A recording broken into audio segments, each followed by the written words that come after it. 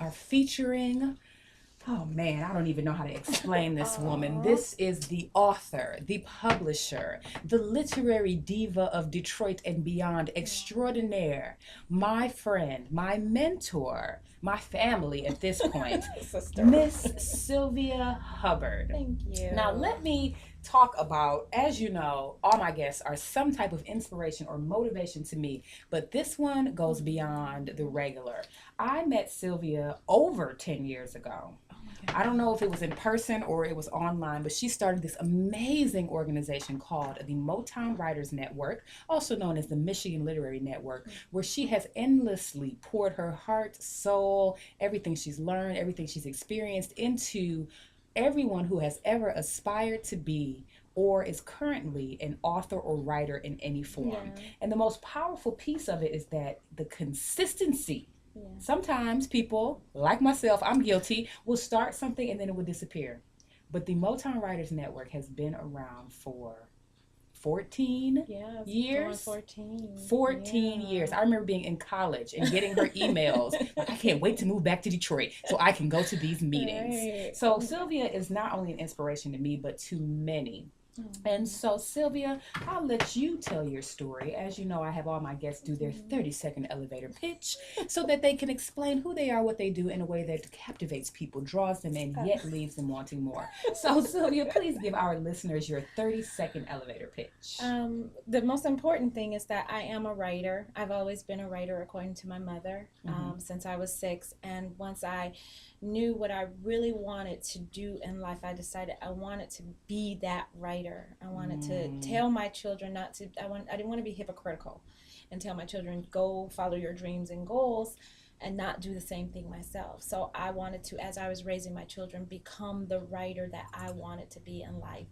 And once I started that journey, I reached out to other writers and authors in the community, try to learn from them. I wanted that experience, and that's what created Motown Writers Network. And we just grew over time, over the years, to just expand to what Detroiters needed, what Michigan needers, and then just what everyone needed for their literary goals and purposes, and also to connect readers not only back to Michigan authors, but to create a better literate society in Metro Detroit. Yes, and you have done a superb job at that. And what better place than in Detroit, where literacy has constantly been a challenge and an issue, to always celebrate not only the writers, but you've always made it about the readers as well. Yes, definitely. So another thing that really inspires me about your career is that you are the supreme example of no excuses. Now that I have graduated to being a person like you who helps other authors and other writers, the biggest excuse that I hear is no time. Right. I say, do you know that my mentor has raised 3 children alone, has a full-time job, has gone through several challenges such as losing her home completely and all of her possessions to a fire, and has written about 40 books. What was your excuse again? Excuse me. And then sometimes with a car, and without then, a computer. Right. And then, has this amazing conference every year, runs the Motown Writers Network, and does it all with a smile. Like, doesn't complain. It's not negative. It's not funky acting. Doesn't disappear off the face of the earth like I do sometimes. So what is your excuse, really, for not writing that book? Yeah. So please share with us the answer to the supreme question. How do you find time to write? Well, I actually discovered the perfect way to describe it, speaking at one of Eddie Connor's events, is don't time is going to always be a factor, but don't let time run you. You know, people say, well, I only got a few minutes, or I only got an hour to do this. I only got 24 hours in a day. Everything is about like what people have told you about time. But it's what you make of that time. Sometimes it only takes 5 seconds to do something. Sometimes it only takes 160 seconds to do something. Sometimes it takes 1,000 seconds. But that's just a couple of hours. Yes. When you really think about it, 1,000 seconds, oh my God, I can do a lot with 1,000 seconds instead of just saying 2 hours. I got 1,000 seconds. What can you do in that second? Instead of saying minutes or hours or days, it becomes a whole magical force of I can do a lot of stuff. And you really have no excuse. You just do it. Don't come with excuses. Don't wait for validation. Don't wait for the children to get out the house. Don't wait for time to free up. There's never going to be a time. Time is going to free up. You have to make that time. And you control it at all times. Yes. And you have to believe that in yourself. Otherwise, it will run you. It will run you, and then you'll be on your deathbed saying, I wish I had more time. Yes. And you gave me one of the most powerful pieces of advice that I constantly share with others, and I have to be sure to give you credit. You said that, and my mom always said, just take it one day at a time. But you have extended that to say, and if one day still seems too overwhelming, then take it 1 hour or 1 minute or 1 second at a time. And that's so true. It's so true, especially with the trials and tribulations everybody goes through. You cannot take everything in, but you can take that 1 second and get away from that tragic event or horrible event. If you just keep looking at the seconds and how far you can get away from at that point in time of what happened, you're stepping away and stepping into something better. You're always able to step into something better. And a lot of people just don't realize you've made it this far. Obviously, you have some purpose in mind, and you have to keep going. Yes, and you are definitely an example of that. Now, and then that just brought up for me, some of the things I know you've gone through over the years, and I definitely want you to share this story because I feel like, especially around the holiday time, there are people that need to know they're not alone, and there are people that need to know that they can overcome even what seems like the most devastating challenge. So not recently, maybe a year or two ago, 2013. A year ago, you had this fire that completely destroyed everything, your home and everything that you owned. And today you have taken apart, and your family's taken apart and building your new home from the ground up. Brand new home. So please, honey, please tell us that story, because I know that someone needs to hear it. Well, the fire happened. It passed in 8 minutes. 8 minutes of our life. This huge house, 4-bedroom home was gone. I mean, 8 minutes seems like it was so long, like the longest 8 minutes of my life. But in 8 minutes, it was gone. And we kind of had to pick up the pieces. And I always tell people, they don't tell single moms, single households, you're a family. You have to find that. And that word is so powerful, family. They give family to the mob. That's how powerful it is. But they will not give it to single parent households. They call us households, not family. So because in the mob, you respect it, whether you're away from it or together, anything. But as a single parent household, it's chaos. No one is there. No one is at the head. And my 3 children and I had to come together and learn what family really meant. And that meant, yes, we have lost everything, but we kept the best part of what we have, and that is each other. And we had to pick up the pieces. They had to learn how to hammer and nail and build. And I have to thank Habitat for Humanity, because they taught things to my son that no single mother could possibly tell or teach their son. And it was just amazing to see him lift a hammer. I was crying. I mean, it was amazing to see him just on the roof, making a roof. Oh my God, like he can do this. Like I just felt he could do anything in life. And I think that really showed him he can build, he can show people how to build and instruct. I mean, it was so powerful and so amazing. So I thank Habitat for Humanity of Detroit for just taking me through this whole process of not only, and you talk about owning property too. So it taught me not only how to get a house, but how to keep a house. And Habitat for Humanity, you got to have them on the show one time at least. To just have them on to show people own something in Detroit. It makes me feel so proud to, I mean, I've always lived in Detroit, but I've never owned anything before. And a house is so a big responsibility, but just to be able to say, I am a part of Detroit's, rejuvenation, bringing back the community, bringing my family to a place where I know hope, struggle, determination. If you can make it here, you can make it anywhere. Oh yeah. And I love that I can do that, and I'm a part of that. So And that just makes me awesome. it just hit me. You are a hero. You are a hero in so many ways because that would have taken anyone out. And you still managed to continue to give and continue to serve in the midst of it all. You could have said, you know what, I'm taking a break. It was so funny because the day after the fire, remember we had the second Saturday. Yeah. And I was like, I gotta go. I smelled like barbecue, but but I was like, I'm going. Yes. And then my kids, when, everybody was like, well, you should keep your kids out of school for a week. At least, I kept them out that Friday because it happened on a Thursday. I kept them out that Friday because we still had to go find shoes. We had to go find everything, like uniforms, everything. And then that Monday, I was sending them off to school. We're in a different location. We had to reroute bus locations, times, make sure everybody's phone was in sync with everybody else. And people were saying, why are you still sending your kids to school? They just suffered a major loss.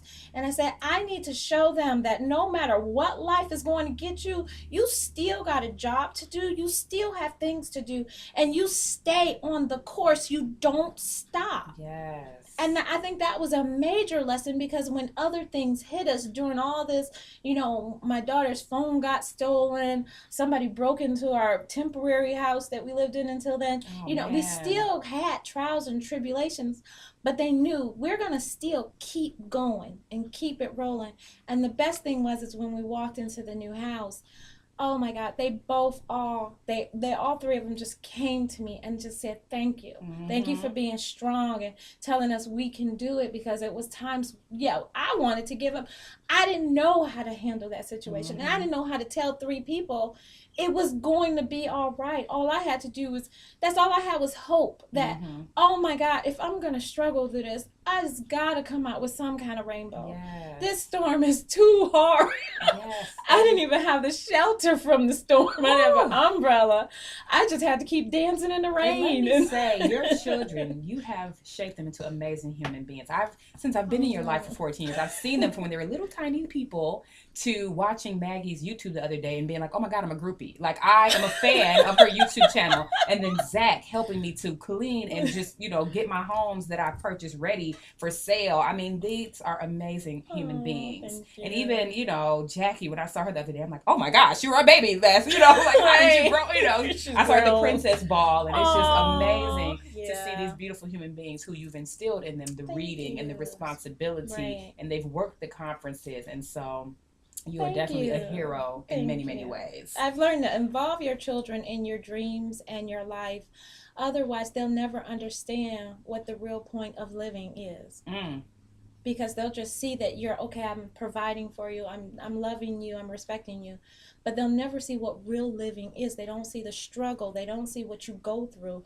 Involve them in your life. Whether you're married or you're single, involve them. If you don't even have children, find a child and involve them in your life. Because they actually give you encouragement and push you to do better. It's all of a circle of life, but we're all here to give back.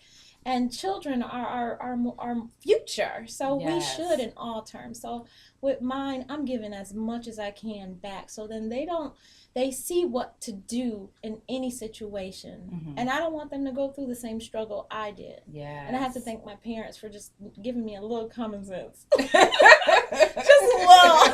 a little and bit. Saying, oh my God, just be able to handle things and not depend on others for your happiness. That was the best thing. I love it. My hero. Now let's talk about the books. First of all, let me be clear. How many books have you written to date? Written to date, not published. Written to date, it has to be about 45 to 50. I knew I was in the right category when I said 40. And published is it's going on 40. It'll be 40 probably by the 1st of January, it'll be 40.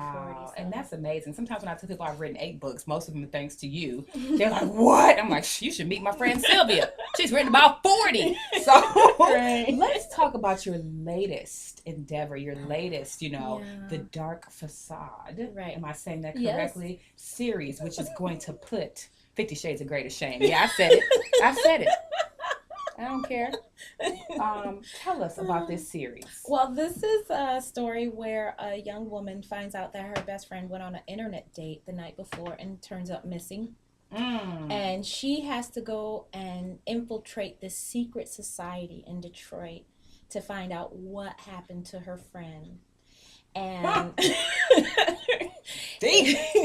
it ends up with just being a bigger, suspense mystery, and of course a lot of eroticism to combine. Like, she would have never done this if it hadn't been for her friend who she's searching for. Wow. So So it's like an erotic mystery. I mean, what is the genre here? well, it's suspense with a sensual noir. I love it. And in the secret society, the woman basically has to do whatever her master tells her to.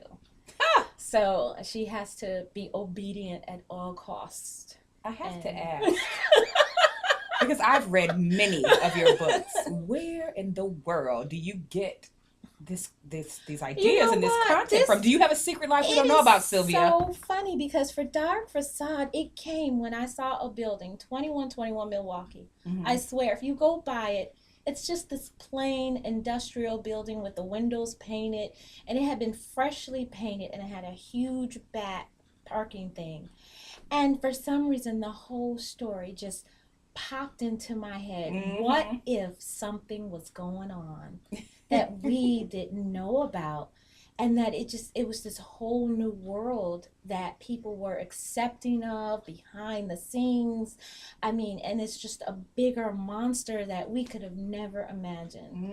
And in one day I just sat down and I wrote like the first and second chapter in one day, and it just like bam, bam, bam. I just knew who I wanted. I met Maxine, and then I met Philippe, and it just turned into this, oh my gosh, what happened if she walked through that door? I've seen those buildings too. Like, I know there's something going on in there. There's like no signs, but you can tell there's something. Right. So, and then it got more and more, of course, sensual and more. I really went on the edge of my imagination for this one, and I really had fun, just, putting it out there like, okay, this could possibly happen. I love how you say you met Maxine and Philippe. And so I know from listening to you and traveling with you that you have these characters that talk to you. Yeah. So tell us a little bit about your process of how, these characters really talk to you and speak to you, and then you bring them to life on the page.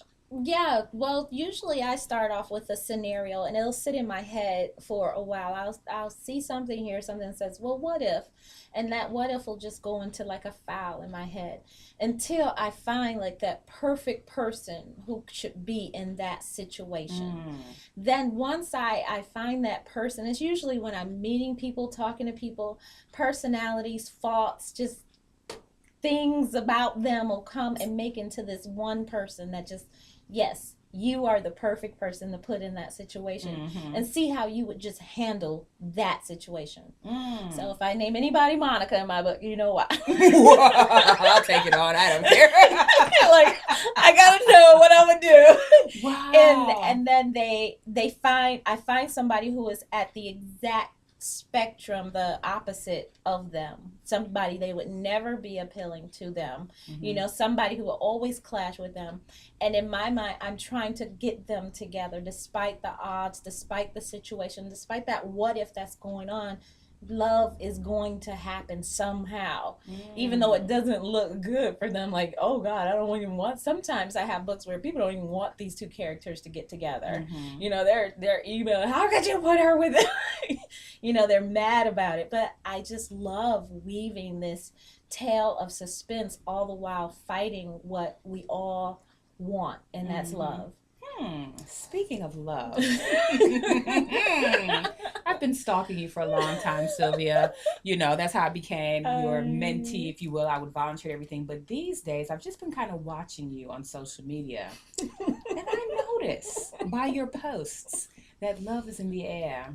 So we're going to shift to love, and you can share as much or as little about that specific experience as you'd like, but we like to have a relationship or love tip on every episode. And there was a time, I know you've even done workshops at some of my events, where you were like a romance coach, if you will. So let's just have some girl talk. Tell me, you don't have to, I don't mean to get all up in your business, but I cannot help but be happy for you when I see these posts about your current situation. So what do you want to say about it?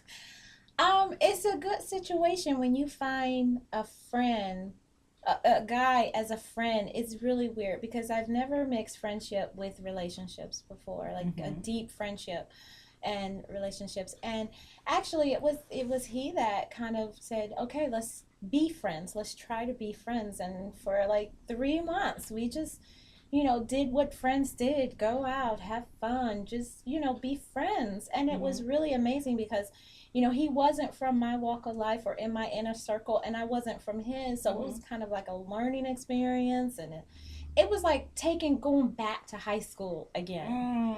And everybody always says, oh, I love high school because you meet that guy and be like the first time you touch hands and just, I want to hold hands all night. And it's just, aw.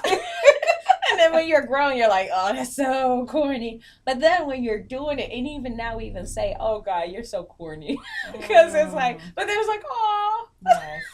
And it's what you want. It's what everybody, I truly believe is what everybody wants. They want to feel like there is no way I want to be without that person. Yes. And we need romance again. We need love stories and fairy tales and holding hands. We need that. And we need somebody the opposite sex. I think everyone needs the opposite sex to be that good friend that you like to kiss. Right, and that's what I'm learning. Like, the best relationships are built on that strong foundation of friendship. Right, because with friends you can get mad at, but then you still want to be with them. You still want it. I mean, they do some stupid stuff, and you're like, really? And then when you get old and raggedy, that better be your friend. Because you're not gonna want to be around them. Right, and you still want to be with them no matter what. And I always say, sex is a cherry on top of a great Sunday relationship.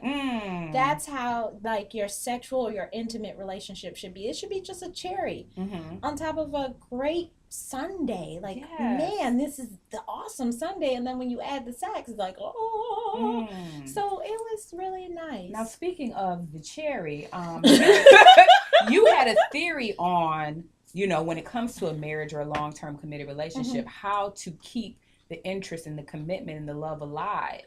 And you talked about how sometimes parents or married couples stay together for the children. Right. But what happens when the children grow up, or what happens when a relationship starts and there are no children? Right. So speak about that theory. And it's basically the foundation of passion. It's something, I think a lot of people feel that passion is involved in that cherry, that's where the passion is, but it's not really that. It's more of a spiritual and a mental connection between those two people that you constantly, that's what you work at in a relationship, is that spiritual connection, those little secret words, or that secret talk that you have, or that inside joke that you got to keep that going from the first time you start until, every day when you wake up. You have to, I think Will Smith said it, you had to just fall in love with that person all over again. You really do. And it's really fun when two people just work at making the other person happy. And that's the key, putting in the work. Sometimes, that's like you said, we just get comfortable and relax. And you talked about we don't feel like it anymore, but just like a job, you don't just give up. Right. But I always say it takes, and this thing is just, take 2 seconds to send a text, to just say hi. But sometimes you just call and say, I just miss your voice. I don't want to talk about nothing. I just miss your voice. You can talk about bolts or blue. I don't care. You also had a great romance tip that you shared at one of my events that I just loved. Like, sometimes when we've been with someone for a while, when we kiss, it's just kind of like a quick little peck and you go your separate directions. But you talked about how you have to hold that kiss for, what did you say, at least 30 seconds? At least 30 seconds, at least 20 to 30 seconds. You should hug a minimum of 22 seconds, because that actually gives your body time to release oxytocin, which is the high you get from being with that person. You can actually get a high from Tips. holding each other for at least 22 seconds. Your body will release it. Yes. And that's what we need. That's why when people break up, they miss that high that they get with other people, because you're not given that high anymore. Because you're not passing oxytocins anymore. That's a drug. That's a live drug that your body makes, and you want that drug again. You crave it all the time. So when you're not given those little intimate, the intimacy between each other, you're not holding hands, you're not like just snuggling together, you're not holding each other, that takes away that drug. And that's where people start to argue, because I'm fiending for that drug. And you don't come kiss me when you walk in the door anymore. You don't come touch me. You don't do anything to make that oxytocin come back. It's like you're going through withdrawal. You're going withdrawal. That's why it get really crabby. Yes. So you're not arguing about what they left on the floor, or the TV they left on all night, or the lights they left on. You're arguing because you didn't give me my high today. I love that. Now, to bring it full circle, another tip that I have tried that I think is really sexy is reading to your mate, or your mate reading to you. And you definitely have the type of books that you would want to read with your hot, sexy thing. So, again, just tell us about Dark Facade. And there's a series of books, or is there just one? Or tell us. The paperback book is all 4 books. If you go online and get the ebook, you get four books, and you get 4 books, but the paperback is 1 book.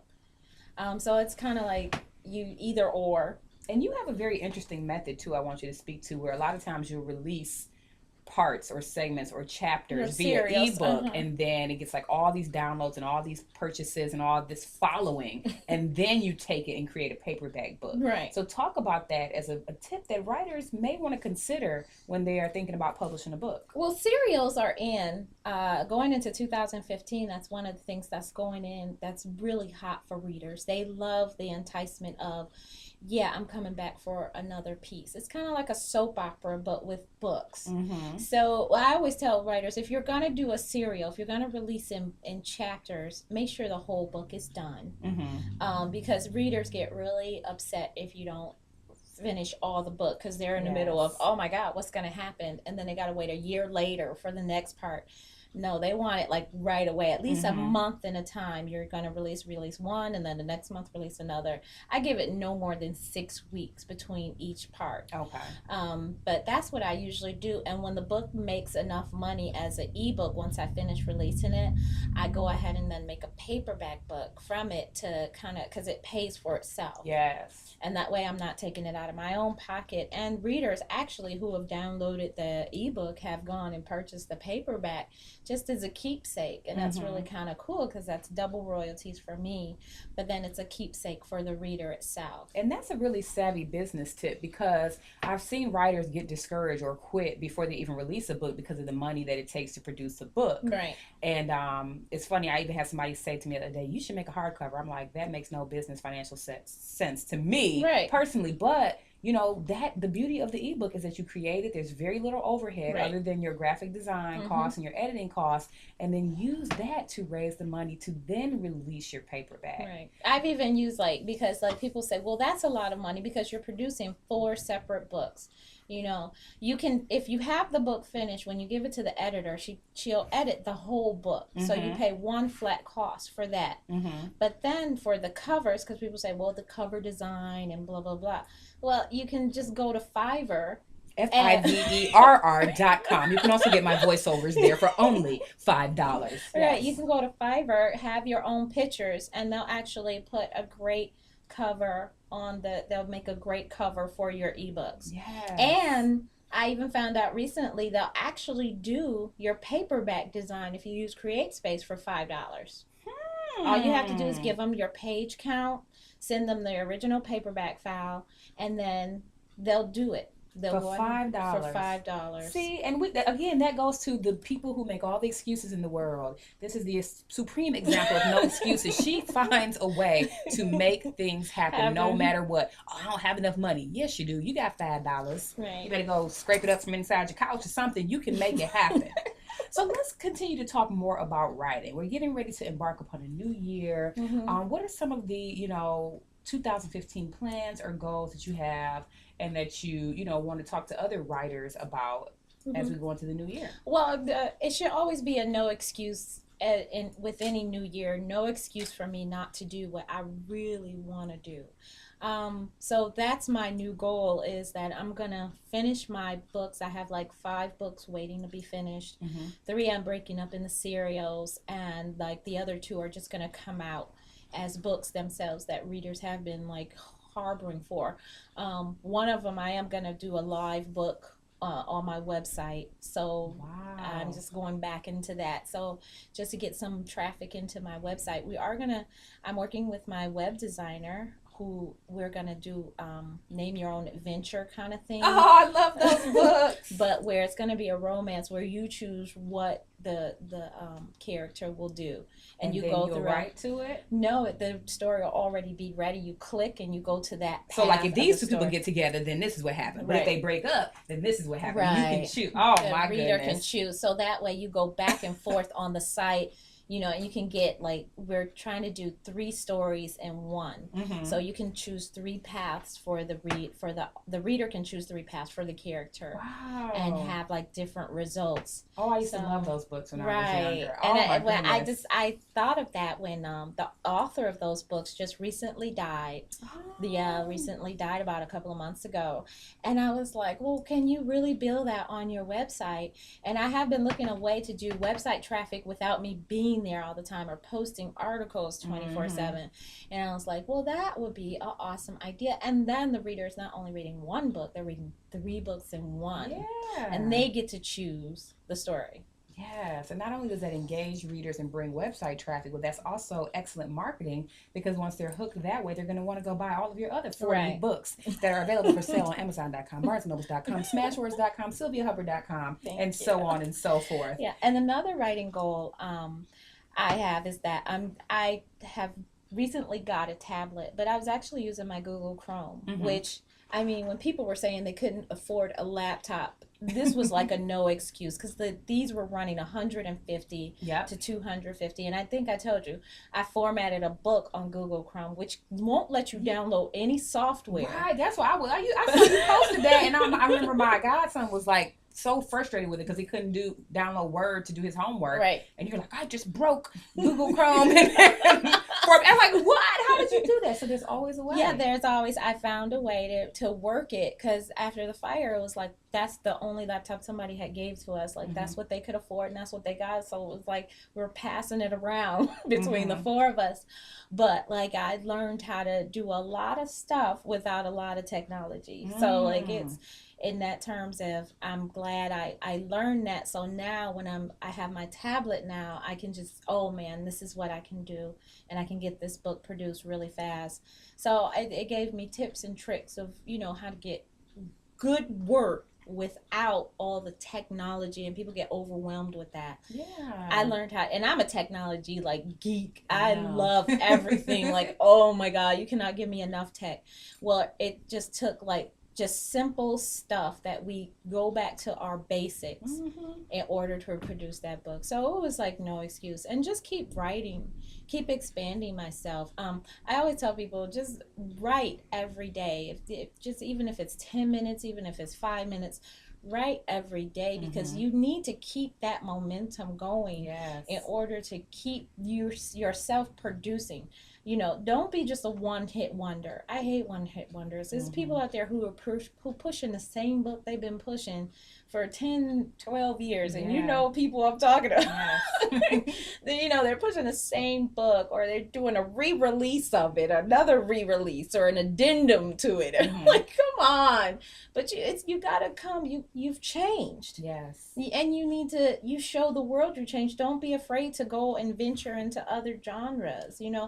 Now writers are not, in 2015, from 2014, 2015, I've seen writers who are not confining themselves to, oh, I'm just going to stay in nonfiction. Mm-hmm. They've jumped to fiction. They've jumped to biography. They've jumped to documentaries. They're expanding themselves. Don't limit yourself. And that's great to hear, because I always wondered, like, if I was too flaky, because I've changed genres a lot. But I'm like, I started writing at like 22. I'm not the same person now at 36. Right. So my style of writing, my voice has changed. Mm-hmm. I'm not as afraid to say certain things or go in different directions. And what you're concerned about, and what you want to teach people. Because even though I still do fiction, and I know that I'm changing in terms of what I want people to walk away with. I want them to walk away with the deep-seated knowledge of talk more with people, find out what's going on, research more.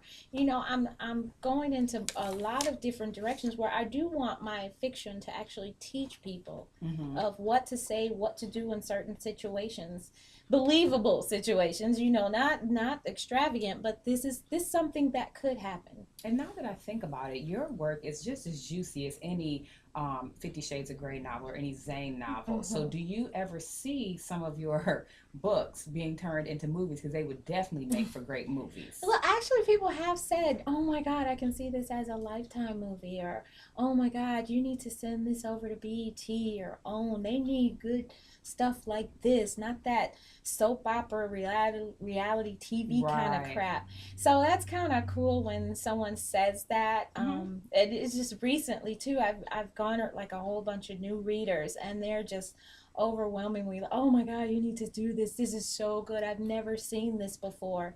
And that makes me feel really positive that, yeah, there's readers out there. Because, yeah, they're getting tired of the reality crap and the drama. And that's not what I do. I bring in, like, what if this horrible thing happened? What would you do in that situation? Yeah, I mean, they are good. This is good stuff. If you have not read a Sylvia Hubbard novel, you have not lived yet, my friend. So let's talk a little bit too about what advice you have for aspiring writers, because I know we have a lot of people that listen to the show that want to write or publish mm-hmm. that first book. So what are some thoughts that you have for them? For aspiring writers, like I always said, continue to practice every day, but make a plan, a reasonable plan that you can do, even if it's baby steps, because baby steps count too. Mm-hmm. But make a plan of what you want to do in your first 3 months of your writing goals, and then once you get through with those, make another 3-month plan, and keep going, keep making plans, and post them, write them down with a pen and post them so you can see that every day. So whether you do it or you don't, you remember how your mom used to have those chore lists mm-hmm. and she would post it on the walls, on the refrigerator, and then you had no excuse, you had to do it. So it was kind of like a reminder, I'm not going to talk to you anymore, I need you to read that. And once you see it, you will get into that mood, or that oh, I gotta finish this. Mm-hmm. I gotta do at least one thing on this list, and put an expiration date on when that needs to be done. Mm-hmm. Put it in your, remind yourself by phone, Google Calendar, put it on your TV reminder, at this point in time, I need to be done with this. I like that, the TV reminder. Don't let me zone down in front of that TV. If something pops up, all right, write that chapter.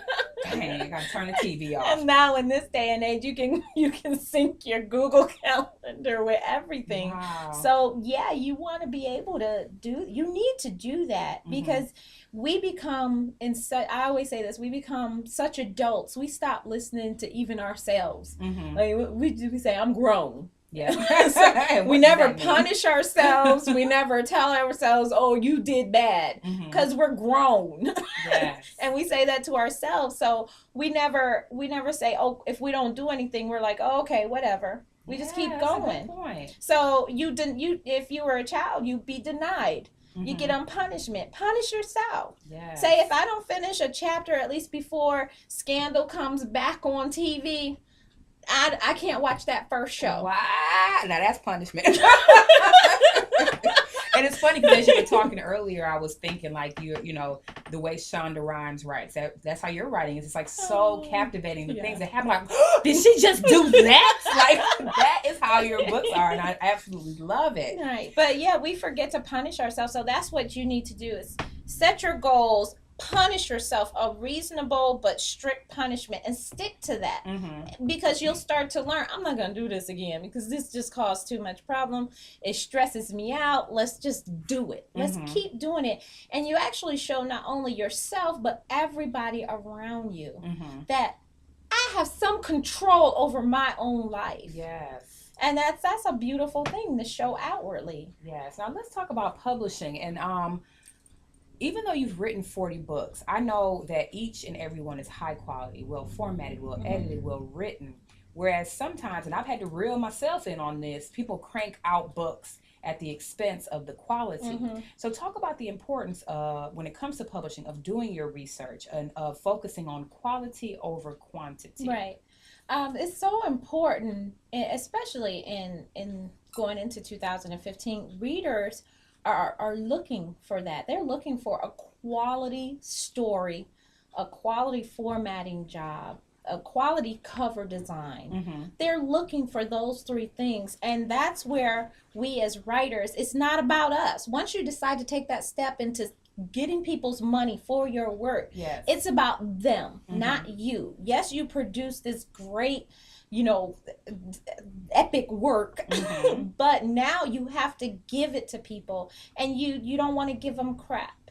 So that writing, that publishing, the formatting, the designing, even the marketing that goes out for it, you want to make sure that you're giving your readers what they want, not what you want. Because it's not, at this point, like I said, it's not about you, it's about them. And that's something we almost need to write and post. It's not about you, because we do get in our heads and in our emotions and our feelings about our books, because they are like our babies, but we have to remember that they have to go out into the world, and then they have to be read and appreciated by others. And you want people to come back, because once they see that you took care and kindness to give them something that was awesome and great quality, they will come back. And when you start producing more, they'll be there as fans and share you with others.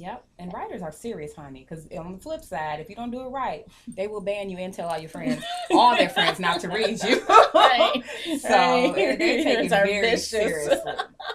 So let's talk about the future and what you have in store for the Motown Writers Network. And let me say that even though it says Motown or Michigan Literary Network, this is something that I recommend to people across the country, because the way that you share resources through your mailing list, on your website, through the blogs, it is something that everyone can benefit from, even if they don't live in the Michigan area. Yes, because we do try, when we're especially when we're interviewing other authors, we try to get into what made you do this. So once you hear their story and get inspired, and then how did you do this? Now they're educating, and then the motivational of, if they can do it, you can do it.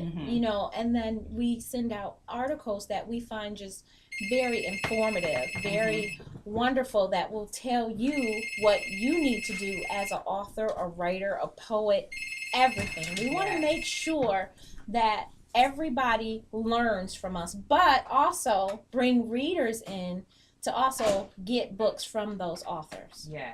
So our future goals are to, of course, continue sending out the learning, the education, because with times changing, technology changing, everything changing, we want to keep people abreast of that. I can't do everything. Sometimes I say, look, guys, y'all need to follow this person or follow this person, but we want to make sure we network, because we are a network. We want to network people online and offline. And then we want to do a lot more offline events in terms of workshops, smaller workshops.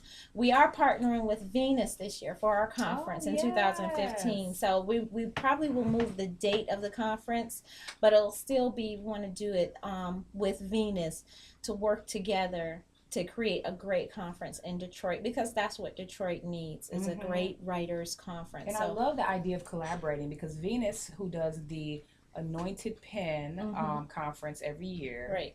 Am I saying that right? Yeah, that's the name of it. And then you do the Essence of Motown Literary Jam. Both very high quality, but just think about the power of you merged and collaborating together. And even though we both always support each other, coming together, that's going to be huge. And collaboration is definitely most needed, because I always tell people, just because you know, a lot of people say, well, Venus writes, you know, she focuses on the Christian community and I focus on everybody else.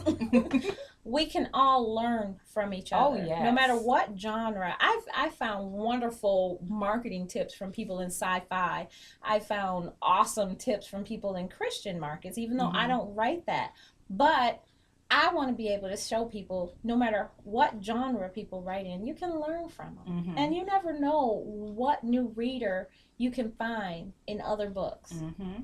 And the Motown Writers Network is definitely a powerful resource. Whenever people come to me for advice about writing books, that's the first. I said the first thing you need to do is join the Motown Writers Network. And you can, if you're nervous about meeting people in real life, you can just go to motownwriters.com and join the mailing list, and you will get a plethora of very valuable resources, opportunities, blogs, and ideas.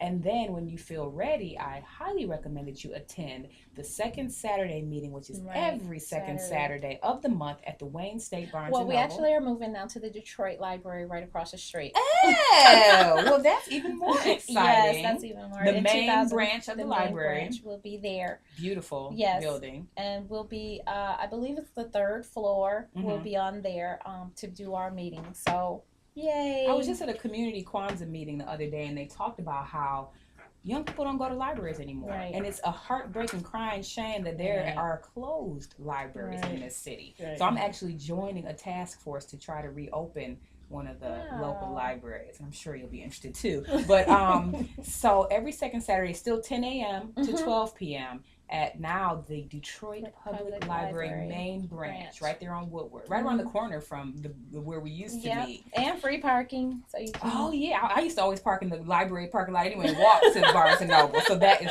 perfect. So yeah, it'll be cool, and we hope to have a great line of authors who come and share their stories. Also, literary community activists who come in and show what they've been doing. Yes. So we are really excited about this new year as well. So you know, this has always been a labor of love for me. Yes. So I'm enjoying myself. And someone else pointed out, they were like, Sylvia, you have helped thousands of authors become published. You're like a doula of publishers, of authors, because you've birthed so many books.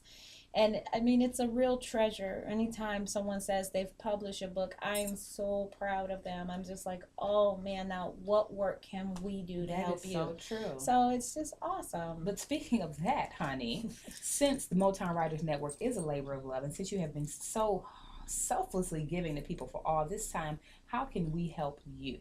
How can we support you? Well, we always are doing book drives. We always encourage people to send in your gently used books, and you can go to the sidebar of the motownwriters.com, and it'll say donate books, and just click that, find the instructions of how to donate, whether you want to donate by hand. You know, we even accept ebooks, you know, that we give out to readers, just because we want to give people the essence of books. Because I, as a single mom, I never want anyone to say, I can't read that book, or I would like to read that book and they can't afford it. Yes. I never want somebody to say that. That's just horrible. So we want to be able to give people books, especially with the mini libraries popping up, the little libraries all popping up around Detroit.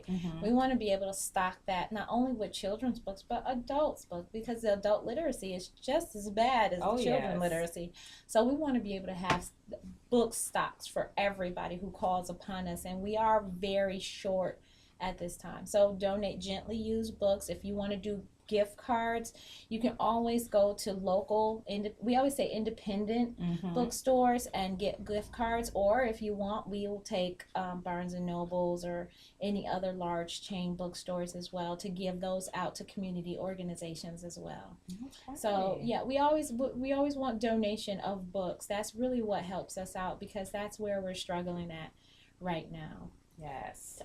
Now, we always have motivational tips on every episode, and I know we dabbled a little bit in love and a little bit in the business of writing, but now I want to intentionally take the time to have you give our listeners a tip in the area of relationships or love, and a tip in the area of business. And you can make it towards writing if you'd like, but just whatever whatever that brings up for you, give us a tip in those areas in whichever order you feel So in so business moved. and in And relationships. So we'll do relationships. For relationships, I found that have a monthly ritual. I found our monthly ritual. We actually do have a monthly ritual. Is every Sunday we have 3 questions that we ask. There can be either what if or how were you in this past relationship, and we both answer the questions together, and we find out a lot about each other.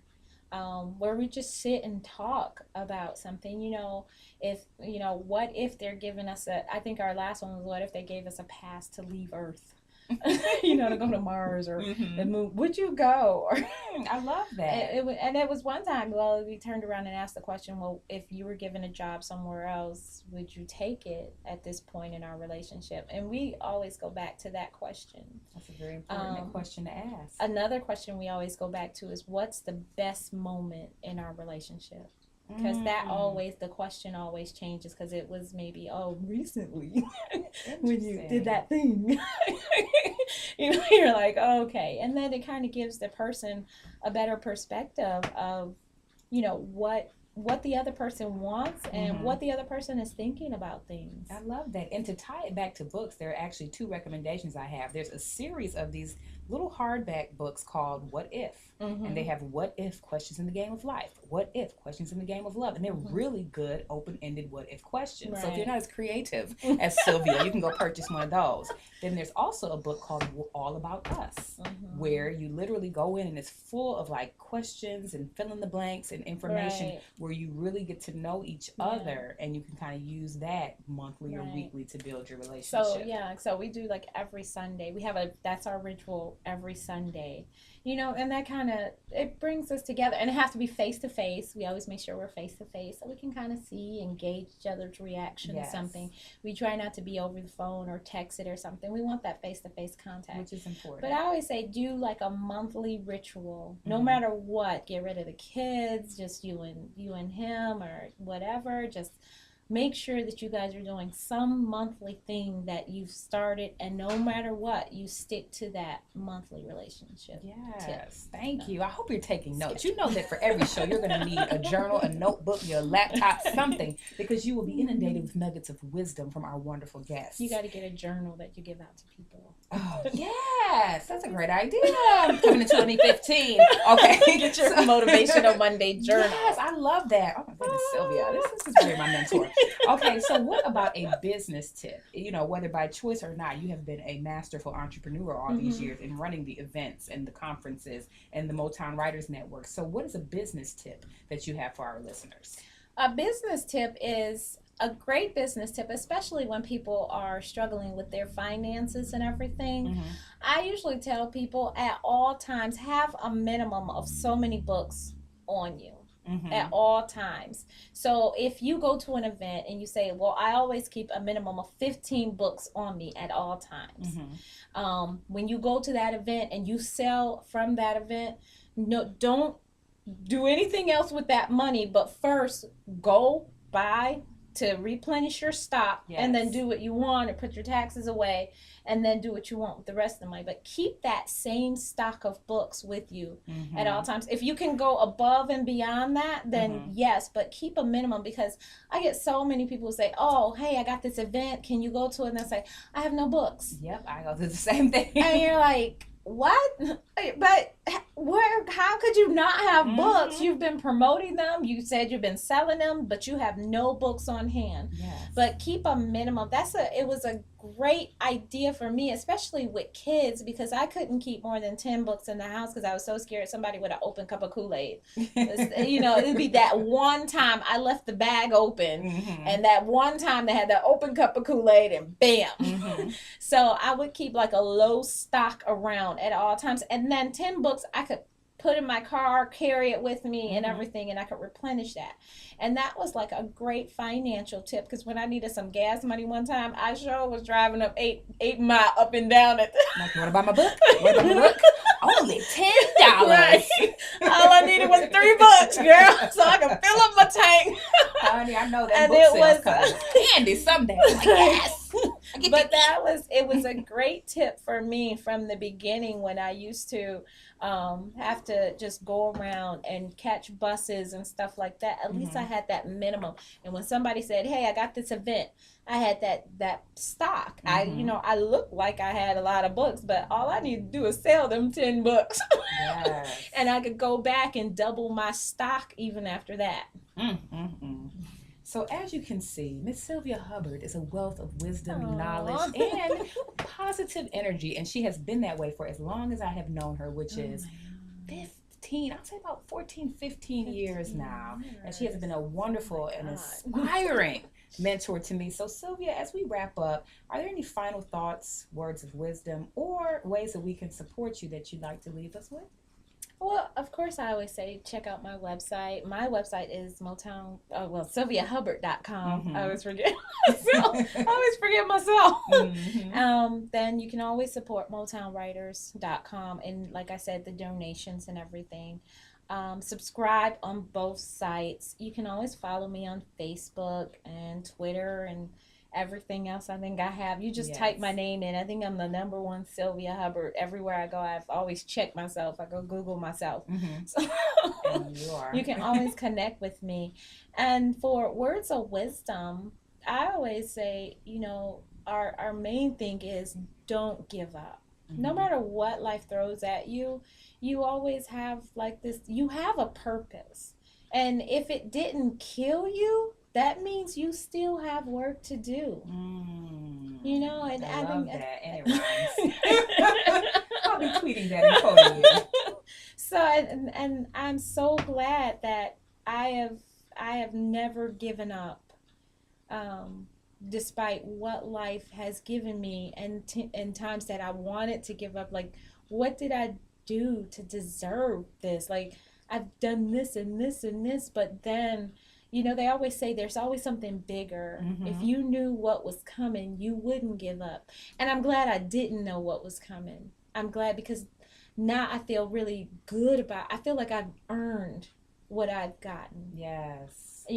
I've earned this awesome family, these 3 kids that just, they're teenagers now, and they should be driving me crazy. But the hard work that I put in, the sacrifices that I had put in the beginning are paying off now. And the hard work I put in myself is paying off now. And just the waiting and hoping that, something great is going to come and happen, and something just to spoil me, it's happening now. So it's like, wow, that's what they meant. And I'm so happy for you. You deserve every bit of it. Thank you. So make sure you all go out and support and learn from the wonderful, beautiful, amazing Sylvia Hubbard. And I know that her story, her testimony, and all of the information and knowledge that she has shared has definitely turned your Monday blues into your Monday good news. Thank you for listening to Motivation Mondays with Monica Marie Jones and Sylvia Hubbard. Until the next time, peace.